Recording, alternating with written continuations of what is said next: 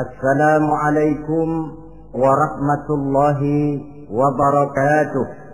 Waalaikumsalam warahmatullahi wabarakatuh. Bismillahirrahmanirrahim. Alhamdulillahi rabbil alamin. Wassalatu wassalamu ala ashrafil anbiya'i wal mursalin sayyidina wa maulana wa habibina wa syafi'ina Muhammadin wa ala alihi wa ashabihi al-mujahidin at-tahirin, amma ba'du. Saudara-saudara kaum muslimin rahimakumullah. Pada pertemuan kali ini kita akan membicarakan riwayat Nabi Allah Ibrahim alaihi salam. Beliau termasuk salah satu dari 5 orang rasul yang merupakan kelompok yang dikenal dengan ulul azmi, yaitu para rasul yang dinilai mempunyai kelebihan di dalam keutamaan, ketabahan, keuletan, dan sikap istiqomah di dalam berjuang. Jumlahnya ada 5, yaitu Nabi Nuh, Nabi Ibrahim, Nabi Musa, Nabi Isa, dan Nabi Muhammad alaihi wassalatu wassalam. Sebagaimana yang kita maklum bahwa Nabi Allah Ibrahim alaihi salam lahir pada masa pemerintahan Raja Namrud laknatullah alaih. Namrud adalah figur yang lebih merupakan kekuatan daripada keadilan, lebih merupakan kezaliman daripada kebijaksanaan. Ia seorang raja yang memerintah secara sewenang-wenang, lalu dengan segala macam cara berusaha mempertahankan kekuasaannya. Itu sebabnya di hari-hari menjelang kelahiran Nabi Allah Ibrahim alaihi salam, entah oleh karena rasa takut dan khawatir akan munculnya orang-orang yang dapat menumbangkan kekuasaannya, entah karena bisikan ahli nujum atau dukun-dukun yang memang banyak mengelilingi istananya, ia memutuskan untuk membunuh seluruh bayi yang dilahirkan dalam bentuk laki-laki. Ini dilatar belakangi oleh kekhawatiran akan muncul seseorang yang dapat menghancurkan kekuasaannya, sebagaimana Fir'aun laknatullah alaih. Itulah sebabnya di zaman sebelum Nabi Ibrahim dilahirkan, Raja Namrud membuat peraturan. Apabila seorang ibu melahirkan bayi laki-laki, bunuh bayi itu. Seluruh perempuan hamil berada di bawah pengawasan aparatur negara, dan laki-laki dianjurkan untuk jangan dekat-dekat dengan istrinya guna menghindari terjadinya proses kehamilan ini. Entah berapa ratus bahkan berapa ribu bayi laki-laki yang jadi korban tanpa dosa dari sebab kelaliman pemerintahan Raja Namrud laknatullah alaih ini. Kita teringat kepada satu hadis di mana Rasulullah sallallahu alaihi wasallam pernah bersabda, ya'ti 'alan nasi zamanun ru'asa'uhum kal asad wa wuzara'uhum kaz-zi'ab wa qudatuhum kal kilab wa katsirun nasi yawma idzin kal aghnam. Pada satu saat, kata Nabi, akan datang di tengah masyarakat manusia, di mana pada masa itu muncul pemimpin-pemimpin yang bertingkah laku seperti singa. Ru'asa'uhum kal asad. Pemimpin-pemimpin mereka bertingkah laku seperti singa. Saudara kenal singa? Saudara boleh periksa, di mana ada hutan, singa selalu menjadi raja. Padahal hutan belum pernah bikin pemilihan umum. Tapi yang namanya singa tidak pernah peduli. Ada pemilihan umum atau tidak, raja hutan tetap singa. Kenapa? Karena singa menjadi raja di hutan bukan berdasarkan kebenaran, tapi karena kekuatan. Karena kuat, maka dia naik jadi raja. Soal benar atau tidak, soal lain. Maka sebagai akibatnya, setelah si singa ini naik menjadi raja hutan, dia bukan melindungi rakyatnya, malah makanin rakyatnya. Coba saudara lihat di hutan. Kambing rakyat hutan dimakan oleh singa. Ayam rakyat hutan dimakan oleh singa. Sapi rakyat hutan dimakan oleh singa. Inilah akibatnya karena singa naik berdasarkan kekuatan. Setelah naik bukan melindungi rakyatnya, malah makanin rakyatnya. Mental semacam inilah yang dimiliki oleh Raja Namrud laknatullah alaih. Cuma karena rasa ketakutan akan datang orang yang akan menumbangkan kekuasaannya, maka seluruh bayi laki-laki harus dibunuh tanpa dosa apapun. Itulah kata Nabi, akan datang di tengah masyarakat manusia muncul pemimpin-pemimpin yang mentalnya seperti singa. Lah kalau yang jadi pemimpin sudah seperti singa, wa wuzara'uhum kaz-zi'ab. Yang jadi wazir, yang jadi menteri, kata Nabi, lagunya seperti serigala. Nyetel ini, tapi dari serigala. Apa serigala itu? Saudara tahu dalam dongeng anak-anak, serigala itu kan binatang yang paling licik. Untuk terang-terangan dia tidak berani karena tidak punya kekuatan seperti sang singa. Maka dia pakai ilmu kelicikannya. Serigala itu kalau ingin makan daging ayam, pakai bulu ayam. Kalau kepengen makan daging kambing, pakai bulu kambing. Pendeknya, serigala binatang yang menghalalkan segala macam cara asal tujuan tercapai. Itulah serigala. Lambang dari sifat kelicikan. Lempar batu, sembunyi tangan. Pengen makan daging ayam, pakai bulu ayam, nyaruh jadi ayam. Pengen makan daging kambing, pakai bulu kambing, nyaruh jadi kambing. Ini akibat dari yang pertama tadi. Pemimpin seperti singa, lalu menteri pun seperti serigala. Efeknya kemudian yang segera menyusul apa? Wa qudatuhum kal kilab. Kalau pemimpin sudah seperti singa, menteri sudah seperti serigala, wa qudatuhum kal kilab, akan muncullah para penegak hukum yang mentalnya seperti anjing. Inna lillahi wa inna ilaihi raji'un. Penegak hukum yang mentalnya seperti anjing itu. Anjing, saudara lihat, anjing akan setia kepada siapa saja yang memberinya daging. Kalau dia disuruh jaga rumah, dia tidak bisa membedakan mana yang maling, mana yang tamu. Biar yang datang tamu, kalau nggak bawa apa-apa, pasti digonggong. Biar yang datang maling, kalau bawa daging, anjing kalem.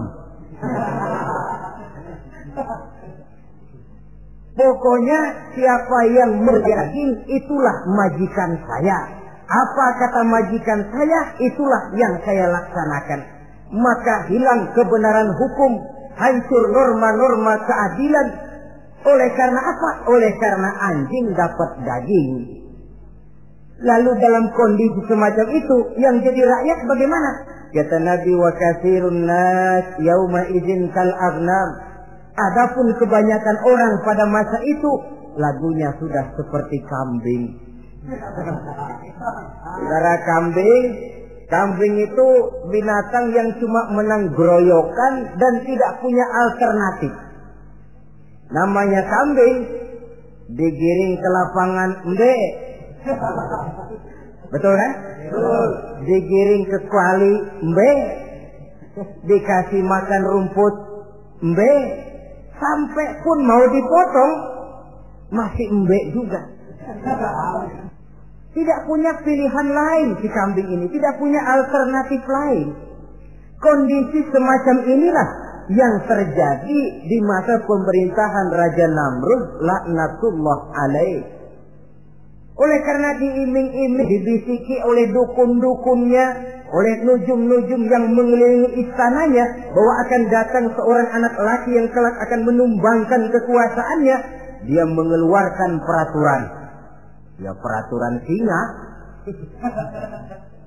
Mulai saat ini diumumkan kepada seluruh rakyat, siapa-siapa perempuan melahirkan bayi laki-laki, bunuh hidup-hidup. Seluruh orang bunting di bawah pengawasan Hansip negara. Dan mulai malam ini supaya semua kaum bapak jarang-jarang tidur sama istrinya. Namanya peraturan Namrud.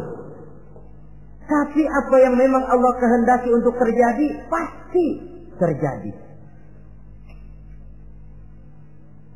Yaitu kelahiran Nabi Allah Ibrahim alaihi salam. Pada saat beliau terlahir ke alam ini oleh ayahnya yang bernama Azar, disembunyikan di dalam sebuah gua. Di sini bertemu antara nurani seorang bapak dan ketaatan kepada raja. Dia ingin taat kepada raja, dia mesti membunuh anaknya. Tapi sebagai bapak dia sayang kepada anaknya, dia harus selamatkan. Dicarinya jalan tengah, maka Ibrahim disembunyikan di dalam sebuah gua dengan satu perhitungan tentunya. Lu mati ya nggak apa-apa, lu hidup ya syukur. Sebab ini pertimbangan dia akan bikin susah dia di masa yang akan datang. Coba anak kondisi apa adanya ditaruh di dalam gua, menurut perhitungan logika mati ini. Namun apa yang terjadi? Nabi Allah Ibrahim yang sejak masa bayi diletakkan dalam gua dipelihara oleh Allah. Dan kalau Allah yang sudah memelihara, orang mana yang sanggup mendatangkan bencana dan mudarat? Untuk melangsungkan kehidupannya, Nabi Ibrahim itu mengisap ibu jarinya. Dan konon menurut riwayat dari ibu jarinya itu keluarlah madu. Sehingga walaupun tidak didampingi oleh ayah dan ibunya, tinggal di dalam gua seorang diri, pertumbuhannya sebagai seorang bayi menjadi seorang anak, tumbuh dengan pesat sebagai lazimnya anak-anak yang lain. Dalam ilmu tauhid ini yang dinamakan irhas. Tanda-tanda yang diberikan kepada seseorang yang akan dipilih menjadi rasul pada saat dia masih anak-anak. Ini yang dinamakan irhas. Adapun kalau dia sudah diangkat menjadi rasul, maka tanda-tanda itu dinamakan mukjizat. Kalau jatuh kepada wali, maka tanda itu dinamakan karomah, atau yang dalam bahasa kita disebut dengan keramat. Jadi kan kita ini dalam kehidupan anak-anak kita kadang-kadang bisa melihat bakat yang dimilikinya pada saat dia masih kecil. Tanda-tanda itu ada. Nah, dalam kehidupan para rasul, masa kecil mereka yang melakukan itu dinamakanlah irham. Begitulah Nabi Ibrahim tumbuh dari bayi menjadi anak-anak di dalam gua. Dan ayah ibunya kadangkala menengok dia. Pada saat dia sudah mulai pandai berbicara, dia sudah mulai berpikir. Dan pola berpikir yang pertama, Satu hari dia tanya bapaknya, "Papi," kalau bahasa sekarang, "ini yang bikin alam ini sebenarnya siapa? Yang bikin saya siapa? Yang menyebabkan saya ada siapa?" "Ya kami, ibu bapakmu," kata ayahnya. "Oh begitu." "Lalu yang bikin ibu bapak siapa?" "Ya nenekmu.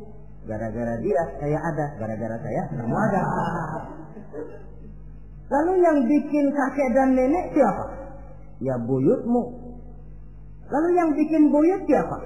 "Ya bapaknya buyut." "Yang bikin bapaknya buyut?" "Ya kakeknya buyut." Kalau gitu nggak pernah selesai dong. Tentu akan ada pencipta pertama. Siapa pencipta pertama itu? Bapaknya buntu. "Lu jangan usil dah. Temen-temen lu juga nggak pernah nanyain urusan kayak begini.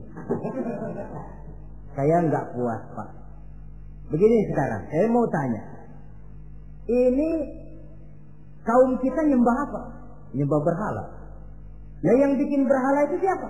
Saya, bapakmu, Hazar. Kaum kita menyembah berhala. Ini bapak. Kenapa nggak nyembah bapak aja kok tanggung-tanggung? Jawaban ayahnya tidak membuat ia jadi puas. Terus merenung siapa gerangan pencipta pertama, siapa gerangan yang patut disembah dengan sebenarnya, siapa gerangan pencipta alam semesta ini. Bila malam datang, dia melihat bintang gemintang bertabur menghias cakrawala. Dia berkata, "Ini yang patut dianggap Tuhan, tinggi, terang benderang." Tapi manakala besok lagi bintang tenggelam, dia pun bilang, "La uhibbul afilin." Saya tidak suka kepada yang tenggelam. Masa Tuhan tenggelam? Ketika malam datang, bulan pun terbit. Nah, ini barangkali yang Tuhan. Ini lebih besar dari yang semalam. Tapi bila bulan pun terbenam, lagi-lagi dia bilang Tuhan tidak mungkin terbenam. Lalu bila matahari terbit, nah ini enggak salah lagi. Ini lebih gede dari yang dua-dua kemarin. Ini pasti Tuhan. Dan manakala matahari terbenam, dia pun berkata, Tuhan tidak akan pernah terbenam. Perjalanannya mencari Tuhan ini bisa saudara baca dalam surah Al-An'am ayat 76 sampai dengan ayat 79. Sampai Allah memberikan petunjuk kepadanya, mengangkatnya menjadi seorang rasul dan menyampaikan misi dakwahnya. Saudara-saudara kaum muslimin rahimakumullah. Dakwah yang pertama dilaksanakan tentu kepada bapaknya, kemudian kepada kaumnya. Secara psikologis ini kan makan nasi. Coba, kalau kita harus nasihatin orang lain yang tidak ada hubungannya dengan keluarga, barangkali biasa saja. Tapi nasihatin bapak sendiri, ini kan makan nasi. Mau didiamkan saja, batil dan sesat. Mau diceramahin bapak sendiri. Tapi bapak tinggal bapak, kewajiban melaksanakan dakwah jalan terus. Ini berarti bahwa tugas amar ma'ruf dan nahi munkar memang tidak mengenal posisi. Begitulah saudara-saudara, sampai kepada satu hari Nabi Ibrahim melaksanakan dialog dengan kaumnya. Saudara-saudara, hadhihi tamathil allati antum laha akifun. Surah Al-Anbiya ayat 51. Saudara-saudara, berhala-berhala ini yang bapak saya yang buat, inikah yang selama ini tuan-tuan sembah? Kaumnya menjawab, qalu wajadna aba'ana laha abidin.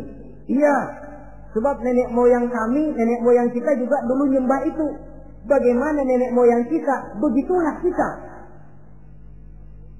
Jawab Nabi Ibrahim, laqad kuntum wa aba'ukum fi dhalalin mubin. Sebenarnya kamu dan nenek moyangmu sama, borongan satu gerbong sesat. Kok kamu ngikutin nenek moyang kamu? Mereka nggak berpikir, kamu nggak ikut berpikir. Mereka sesat, kamu ikut sesat. Kamu sudah hidup di satu zaman yang maju sekarang ini. Kenapa mau kembali ke zaman nenek moyang dulu? Menyembah berhala yang nyata-nyata tidak sanggup mendengar, tidak sanggup melihat, tidak sanggup memberikan manfaat mudarat. Pokoknya kalau kamu tidak tinggalkan berhala-berhala ini, suatu saat pasti akan saya sikat dan saya hancurkan. Jadi saudara-saudara, prinsip dakwah itu memang tentu harus bil hikmah wal mau'izatil hasanah, dengan bijaksana dan dengan nasihat-nasihat yang baik. Tapi kalau sudah mencegah suatu kemunkaran, kata Nabi, man ra'a minkum munkaran falyughayyirhu biyadihi. Siapa di antara kamu yang melihat suatu kemunkaran, hendaklah dia berusaha merubah dengan kekuatan tangannya. Kalau dengan tangannya dia tidak sanggup, fabilisani, hendaklah dengan lidahnya. Kalau itu pun dia tidak mampu, fabiqalbi, hendaklah dalam hatinya. Dan mencegah suatu kemungkaran dengan hati, itulah nilai iman yang terendah adanya. Nabi Ibrahim melihat bahwa watak menyembah berhala ini sudah berurat dan berakar. Kenapa? Mereka malah mengembalikan itu kepada kebiasaan dan tradisi nenek moyang. Sama juga di zaman kita sekarang ini.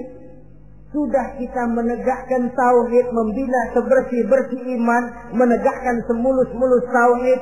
Ada juga kelompok orang yang mau mengembalikan kita ke zaman nenek moyang, ke zaman animis, menghidupi tradisi nenek moyang dalam hal ibadah, dalam hal ubudiyah. Tentu merupakan langkah kemunduran adanya. Dan ini bukan barang baru. Umat Nabi Ibrahim sudah memberikan contoh. Kenapa kami menyembah berhala? Sebab nenek moyang kami menyembah berhala. Nabi Ibrahim jawab gampang aja. Iya lo borongan, sekerbong, lempeng semua sesat. Kaum muslimin rahimakumullah. Dan bukan cuma kata, dibuktikan oleh Nabi Allah Ibrahim. Begitu Raja Namrud menurut satu riwayat bersama para tentaranya pergi berburu, Nabi Ibrahim ngintip-ngintip. Begitu Namrud keluar, beliau masuk. Kalau istilah kita, ke tempat Namrud ibadah, ke masjidnya dah. Di mana di situ tersimpan seluruh berhala yang mereka sembah, dari yang paling gede sampai yang paling kecil. Nabi Ibrahim masuk bawa kampak. Seluruh berhala-berhala yang ada di tempat itu habis dikampakin, hancur berantakan. Kecuali berhala yang paling gede, itu ditinggalin, nggak diapa-apain, dan kampaknya ditaruh di tangan berhala yang paling gede. Memang kebetulan tangannya lagi teracung begini, digantungkan kampak di situ. Nabi Ibrahim keluar. Adapun Namrud, ketika dia pulang dari perburuannya, mau melaksanakan ibadah, bukan main terkejutnya melihat Tuhannya berantakan.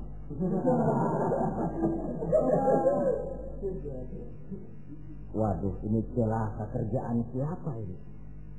Dikumpulkan para intel negara, staf-staf khusus. Ini ada supersip masuk kemarin, mengganggu stabilitas peribadatan kita.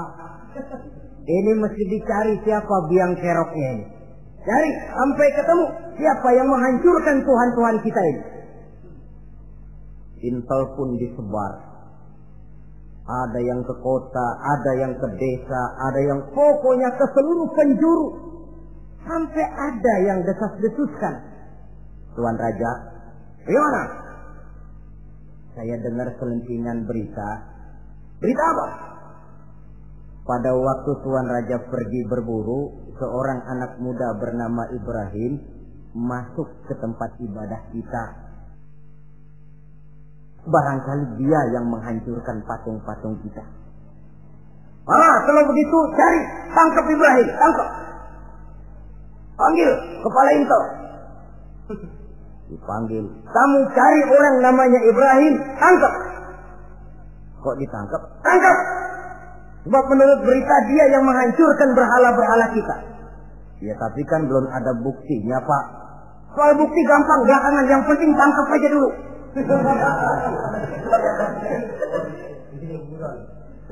Ini supersip ini. Saudara-saudara,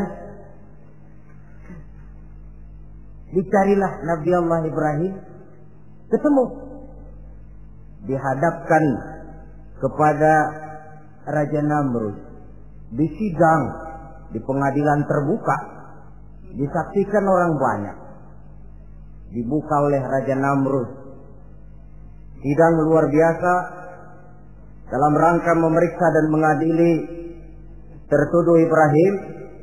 Dengan ini kami buka, kami nyatakan dibuka untuk umum. Terdakwa supaya dibawa ke dalam ruangan sidang. Dihadapkan Nabi Ibrahim. Nama Ibrahim. Orang tua.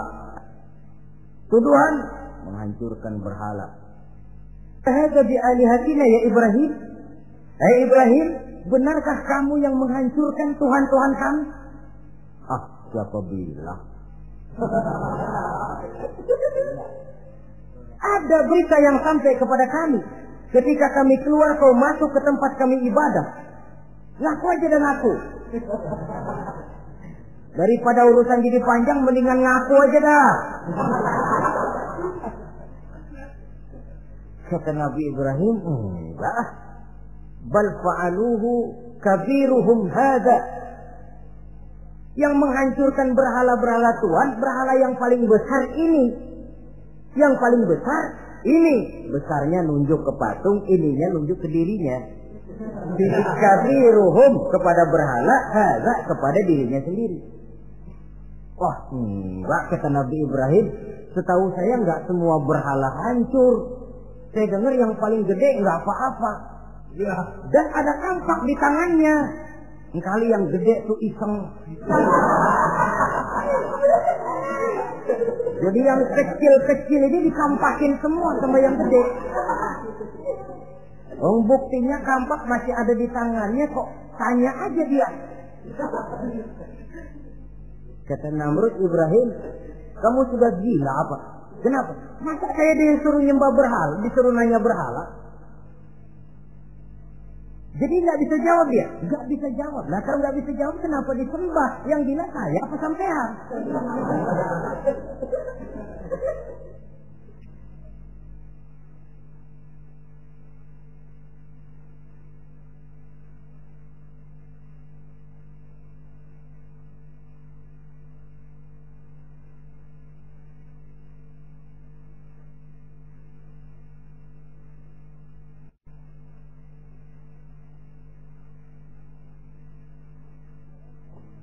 Merasa tidak sanggup menghadapi argumentasi yang diajukan oleh Nabi Allah Ibrahim, Namrud salap.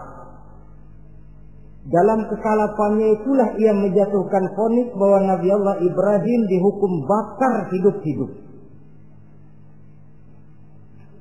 Pada hari yang ditentukan, dikumpulkanlah kayu bakar sebanyak-banyaknya, hingga merupakan timbunan besar yang menyerupai sebuah bukit kecil. Apabila segalanya telah siap, kayu bakar itu pun disulut orang, dan api mulai menjilat ke sana kemari, makin lama makin besar, makin lama makin besar, sehingga tentara Namrud bingung. Ini Ibrahim bagaimana ngebakarnya? Kalau kita anterin ke api, kitanya ikut angus, dilemparin gak mungkin sampai. Lalu mereka menemukan akal, dibuat semacam lentingan busur panah. Kalau istilah kita di kampung kayak selepetan begitu. Sehingga Nabi Ibrahim dilemparkan dan tepat jatuh di tengah kobaran api yang menggunung. Namrud tentu saja memandang dengan perasaan puas. Segenap konco-konco dan antek-anteknya melihat dengan hati yang lega.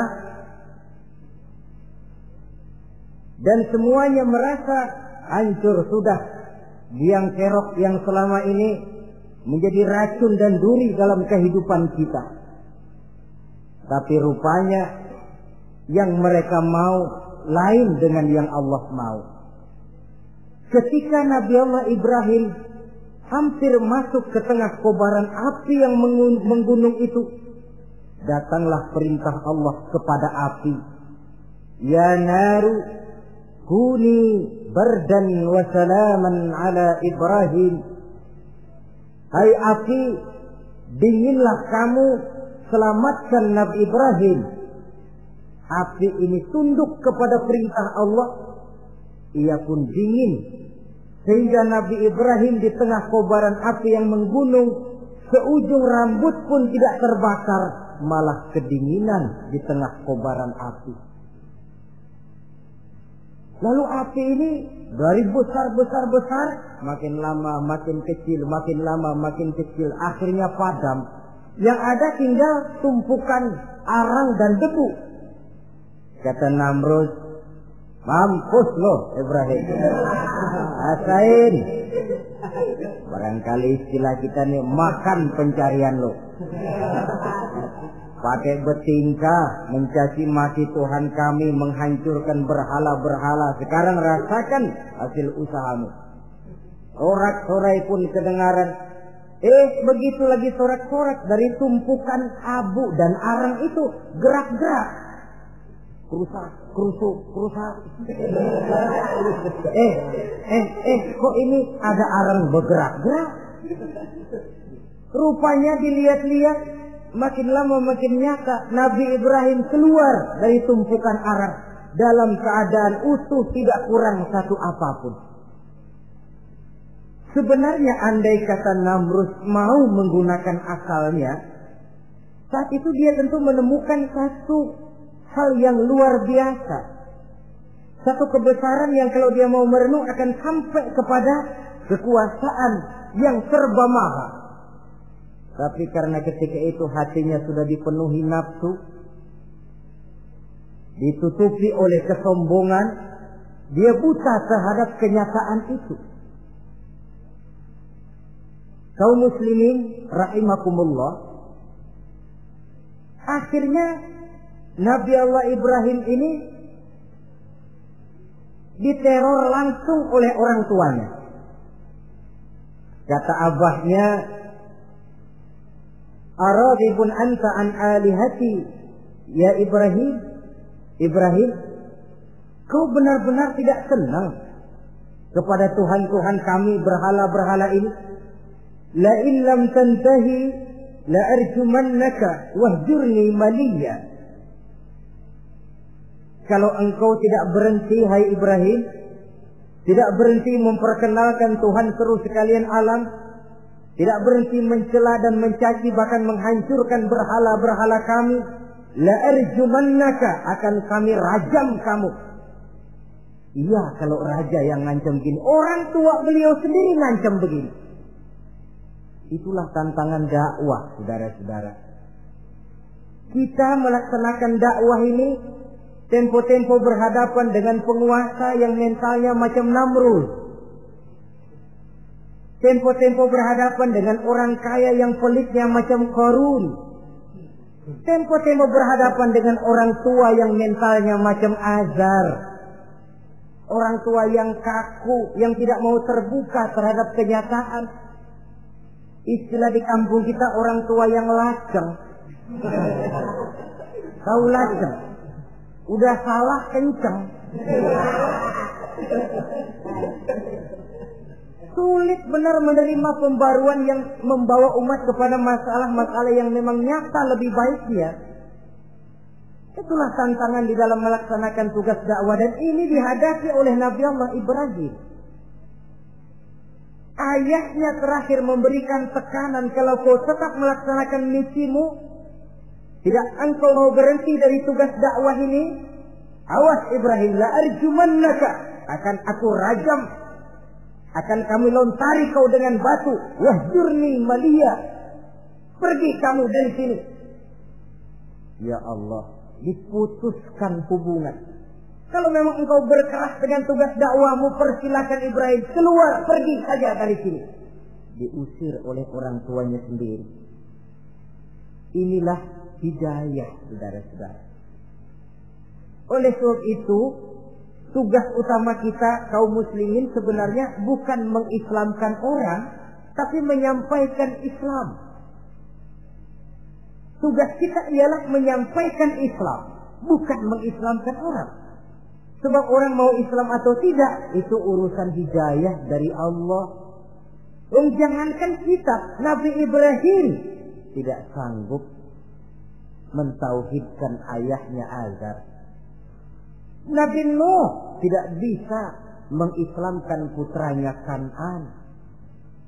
Bahkan Nabi kita Muhammad sallallahu alaihi wasallam pun tidak bisa memberikan hidayah kepada Abu Jahal dan Abu Lahab. Paman Nabi, orang tua Nabi, anak Nabi, istri Nabi sekalipun, hidayah tidak diberikan kepada mereka. Mereka tidak terpanggil mengikuti kebenaran. Kalau sudah kenyataan ini yang kita temui, kembalilah kepada konsep Quran. Allahumma inni qad ballaghtu, wahai Allah, seruanmu sudah saya sampaikan, dakwahmu sudah saya canangkan, ajakan kepada tauhid sudah saya sampaikan. Allahumma inni qad ballaghtu, sudah saya sampaikan ya Allah. Perkara mereka tidak mau ikut, itu karena semata-mata hidayah berada di tanganmu ya Allah. Kalau kemari landasan dakwah kita, insya Allah tugas dakwah kita berkelangsungan. Kalau tidak, makan hati. Kita pikirin, ya orang gua ajak benar-benar nggak mau, ya dipikirin. Saya ajak ngaji malah dikasih maki. Saya ajak yang baik malah saya dicemoohkan. Kok begini dakwah? Akhirnya dipikirin, sakit jantungan. Sudah orang nggak kena kita ajak beriman, kita sendiri makan ke dalam. Itulah Quran meletakkan konsepsi dasar, sampaikan dakwah dengan baik, bil hikmah wal mau'izatil hasanah wajadilhum billati hiya ahsan. Kalau ternyata metode sudah baik tapi orang tidak juga mau beriman, tanamkan dalam hati, Allahumma inni qad ballaghtu. Ya Allah, tugas saya cuma sekedar menyampaikan. Perkara mereka tidak mau, saya sudah menyampaikan ya Allah, terserah hidayahmu. Kelapangan jiwa akan kita temui di sana. Entah berhadapan dengan penguasa yang punya mental kayak Namrud, bertingkah laku sewenang-wenang, aji mumpung, mentang-mentang kuasa lalu saenake dhewe, menghitamkan yang putih, memutihkan yang hitam menurut seleranya saja. Entah berhadapan dengan orang kaya yang punya mental seperti Qarun, makin kaya tapi makin bakhil, atau berhadapan dengan orang-orang tua yang punya tingkah laku seperti Azar. Diperlukan sikap lapang dada untuk menyampaikan risalah Islam ini. Terhadap reaksi keras dari abahnya ini apa? Kata Nabi Ibrahim, surah Maryam ayat 47 menjelaskan, Salamun alaika, sa'astaghfiru laka rabbi, innahu kana bi hafiyya, wa a'tazilukum wa ma ta'buduna min dunillah. Kalau memang begitu Abah, Salamun alaika. Oke Abah, selamat jalan. Marilah kita tempuh jalan kita masing-masing. Saya memang anak Bapak, tapi tauhid adalah prinsip. Allah Tuhan saya. Ini prinsip. Kalau Bapak tidak mau mengikuti seruan saya, padahal saya sayang kepada Bapak, saya cinta kepada Bapak, saya tidak ingin Bapak bersekutu dengan setan. Saya tidak ingin Bapak menemani setan di dalam neraka. Saya ingin menyelamatkan Bapak. Tapi ini rupanya vonis Bapak. Hendak merajam saya, mengusir saya dari sini. Oke, Bapak. Salamun alaika. Selamat jalan. Sa'astaghfirullah. Saya akan memohon ampun kepada Allah untuk Bapak. Memohon ampun. Jadi walaupun dalam Islam kita berbeda akidah dengan orang tua, tetapi kewajiban untuk berbakti tidak menjadi putus karenanya. Dalam surah Luqman dijelaskan, apabila kedua orang tuamu memaksamu untuk menyekutukan Allah, jangan taati. Tetapi sungguh pun demikian, wa sahibhuma fid dunya ma'rufa. Tetaplah engkau pergauli keduanya di dunia ini secara baik. Toleransi yang besar ditunjukkan oleh Islam. Dan lebih besar lagi dilaksanakan oleh Nabi Allah Ibrahim. Sungguh pun bapak sudah mengusir saya, menolak mentah-mentah ajaran tauhid, tetap juga menyembah berhala, tetap juga bersekutu dengan setan. Saya akan memohonkan ampun kepada Allah untuk bapak. Wa tazilukum, saya akan menjauhkan diri dari apa yang bapak sembah, dari apa yang kaum kita sembah selain daripada Allah. Bapak menyembah berhala, kaum kita ini menyembah berhala. Wa a'tazilukum, saya akan menyingkir dari semua itu. Selamat jalan Abah. Istilah kita goodbye my dear. Ini jalan yang membedakan saya dengan Abah. Jalan tauhid dan jalan syirik. Di sini kita harus berpisah. Walaupun dengan berat hati kita berpisah. Jadi keluarga dan akidah punya garis yang jelas. Umumnya, ya walaupun baik tapi memang harus ditingkatkan. Umumnya kita ini kan mayoritas merasa sebagai muslim karena keturunan. Kenapa kamu Islam? Bapak saya Islam, nenek saya Islam, saya Islam. Baiklah, itu pun baik. Pada mulanya memang harus begitu. Tapi lambat laun kita tentu harus merasakan bahwa keberadaan kita dalam Islam tidak cukup cuma karena faktor keturunan. Dengan kata lain, kita harus memperbaiki kualitas keislaman kita. Inilah proyek utama kita sekarang, mengislamkan orang Islam. Saudara-saudara kaum muslimin rahimakumullah. Maka Nabi Ibrahim pun meninggalkan orang tuanya, meninggalkan kaumnya, uzlah, hijrah ke tempat Baitul Maqdis, daerah di Palestina sekarang ini. Sejarah kehidupan Rasul umumnya memiliki kemiripan. Rata-rata ditentang oleh kaumnya sendiri dan sebagian besar lalu hijrah. Itu barangkali memang resiko dari satu perjuangan. Nah, begitu tantangan yang dihadapinya dalam melaksanakan dakwah. Lalu cobaan-cobaan yang diberikan Allah kepada Nabi Ibrahim pun luar biasa. Pantas kalau beliau itu masuk ulul azmi dan mendapat titel Khalilullah. Nabi Ibrahim titelnya Khalilullah. Orang yang mencintai dan dicintai Allah. Khalilullah. Ini terbukti dari cobaan-cobaan yang dihadapinya. Pertama, dari perkawinannya dengan Siti Hajar, dengan Siti Sarah maksud saya, beliau tidak dikaruniai seorang anak pun. Umur sudah lanjut. Padahal anak kita tahu pelanjut sejarah, penyambung cerita, si buah hati belahan jantung. Sampai pada satu hari Hajar musyawarah. Kalau bahasa kita, Bang, bagaimana Hajar? Lama juga kita sudah berumah tangga kan Pak? Lalu, dan kita sejauh ini belum dikaruniai seorang anakku. Ya sabarlah, pada waktunya tentu akan ada juga.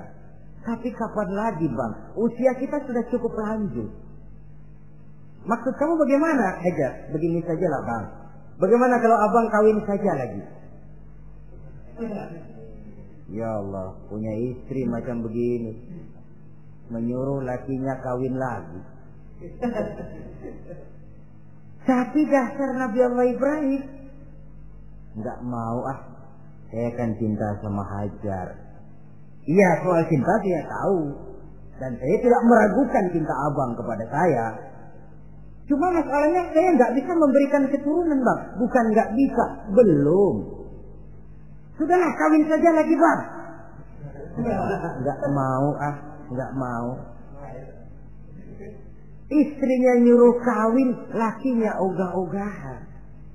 Sekarang kan enggak, istrinya larang kawin, suaminya malah ngirintil.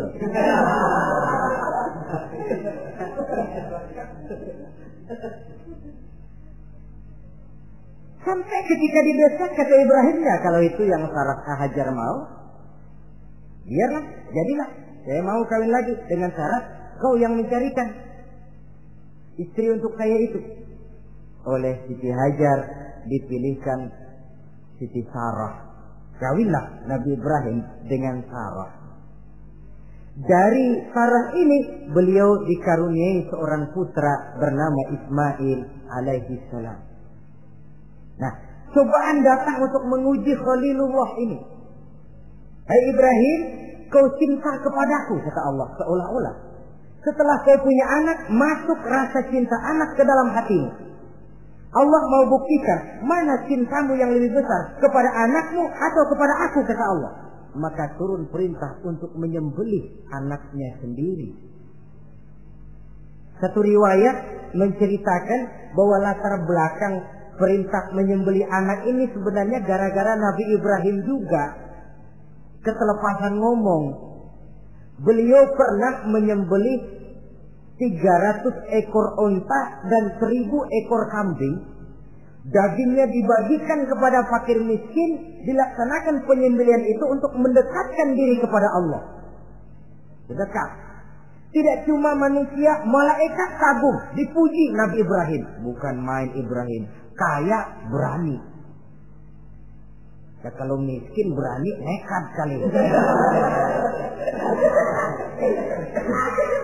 Ini kaya berani. Menyembelih 300 unta, 1000 kambing, dagingnya disedekahkan kepada fakir miskin. Luar biasa Ibrahim.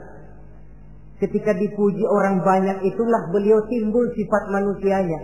Apa kata beliau? Saya mah jangankan kambing sama unta, anak juga kalau saya punya disuruh potong, saya potong untuk mendekatkan diri kepada Allah. Kenapa ketelepasan ngomong begitu? Sebab waktu itu belum punya anak. Ngomongnya enak. Sama juga kita, gue mah kalau punya motor siapa juga ketemu di jalanan gue boncengin. Lagi belum punya.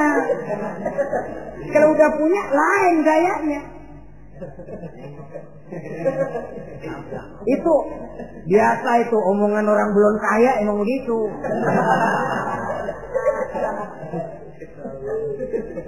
Saudara-saudara, sehingga omongan yang beliau sudah lupa bertahun-tahun bahkan puluhan tahun ini.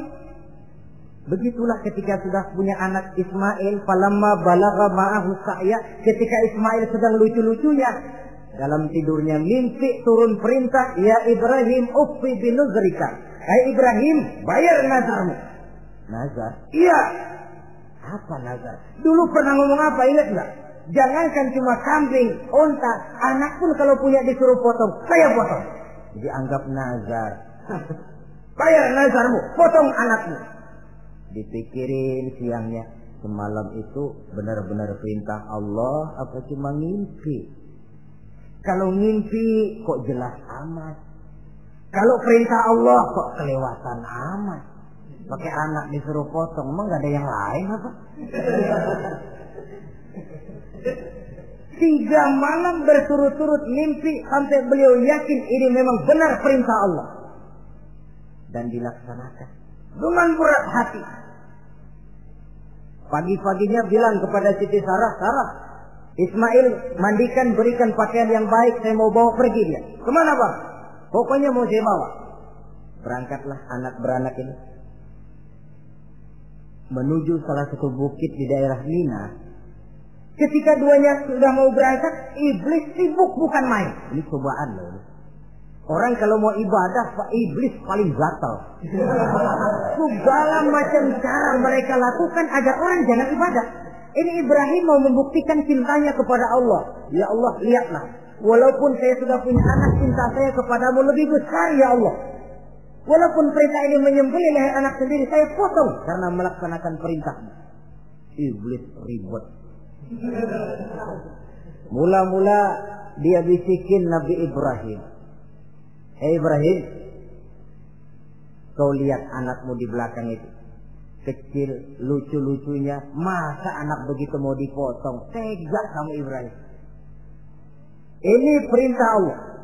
Gak ada urusan sama ente. Iya. Kata iblis, waduh mantap juga nih.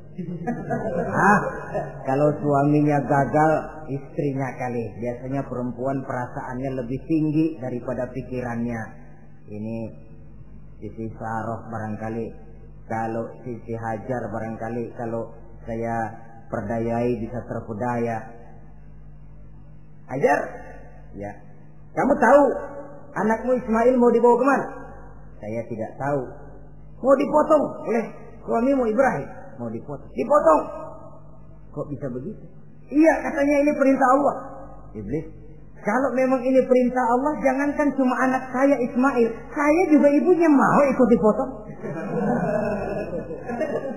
Wah, kata iblis ini gilaan lagi dari laki. Saya kira karena perempuan bisa barangkali dilemahkan semangatnya, saya tidak. Ismail nih masih kecil kali ini, gampang dikelecehin. Ismail, kau mau dipotong oleh ayahmu? Dipotong. Dipotong. Kok bisa begitu? Katanya perintah Allah. Kalau memang ini perintah Allah, saya siap. Iblis mau ngomong lagi, Nabi Ibrahim Ismail ngambil batu disambitin iblis. Izhab ya la'in, pergi, laknat, terkutuk kamu. Nyambitinnya itu sampai sekarang jadi ikutan dalam salah satu pelaksanaan ibadah haji yang disebut jumrah, melontar. Itu simbol permusuhan abadi antara manusia dengan iblis. Jadi kalau ada orang mau berbuat baik, iblis itu datang dari 3 penjuru. Dari bapak, dari anak, dari istri. Kadang-kadang bapaknya nggak kena, istrinya dibujukin. Laki lono sok loyar menyumbang masjid. Jangan kasih duit, simpan aja baik-baik. Istri nggak kena, anak. Segala macam cara iblis berusaha. Baru sampai di bukit yang dituju, Nabi Ibrahim buka kartu. Ismail, abah diperintah Allah menyembelih lehermu. Bagaimana? Kerjakan apa jangan? Kalau memang itu perintah Allah, kerjakan abah. Insya Allah abah akan menemukan saya termasuk orang sabar. Ini jawaban anak soleh. Coba kalau jawaban anak pintar nggak soleh, bukan begitu. Ismail, saya disuruh motong lehermu, bagaimana? Kenapa saya pak, bapak aja yang tuaan potong.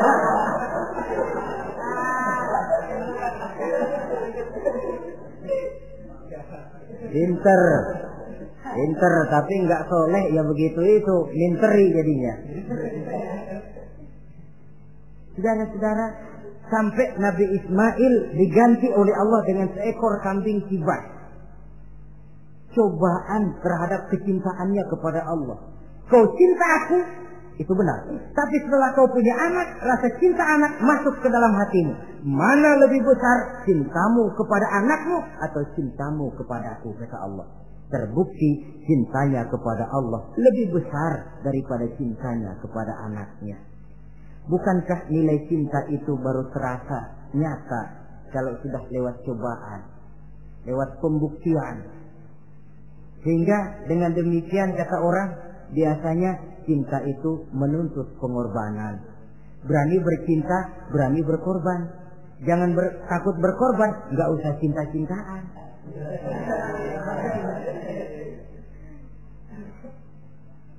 Saudara-saudara, sebab kalau orang sudah berbuat untuk sesuatu yang dicintainya, sangat boleh jadi si lemah akan jadi kuat, yang jauh jadi terasa dekat, yang takut jadi berani. Kalau orang sudah melakukan sesuatu untuk yang dicintainya.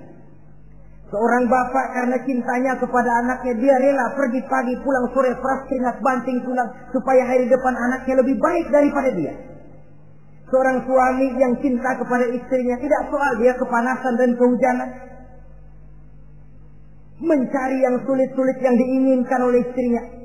Contoh paling dekat saja, kalau istrinya sedang mengidam, biar tengah malam buta minta mangga dan gak musim mangga, kerusak-kerusuk suaminya cari mangga.